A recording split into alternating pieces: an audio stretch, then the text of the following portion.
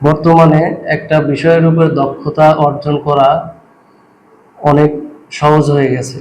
আপনার কাছে ইন্টারনেট থাকা মানে আপনার কাছে পুরো দুনিয়া আছে। তো আপনি চাইলে যে কোনো বিষয়ে আপনি দক্ষতা অর্জন করতে পারেন। আমরা বেশিরভাগ সময় ইউটিউব, ফেসবুক এইগুলোতে অযথা সময় নষ্ট করি। আমরা যদি সেই সময়টুকুতে আমরা কোনো একটা স্কিলের উপরে কাজ করি অথবা স্কিল শেখার জন্য আমরা সেই ইন্টারনেটটাকে ব্যবহার করি, তাহলে দেখা যাবে ১ মাস, ২ মাস, ৩ মাস পরে আমাদের মধ্যেও অনেক পরিবর্তন চলে আসছে এবং আমরা কোনো একটা বিষয়ে দক্ষ হতে পারছি।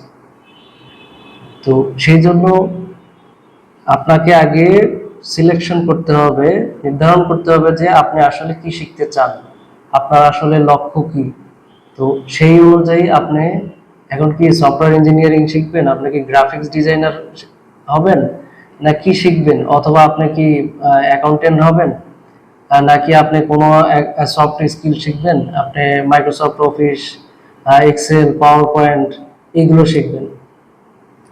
এছাড়াও আরো অনেক কিছু আছে যেগুলো শিখে আপনি ঘরে বসেও ইনকাম করতে পারবেন, আবার আপনি চাইলেও জব করতে পারবেন। কিন্তু সবার আগে যেটা দরকার, আপনাকে দক্ষতা অর্জন করতে হবে যে কোনো একটা বিষয়ের উপর।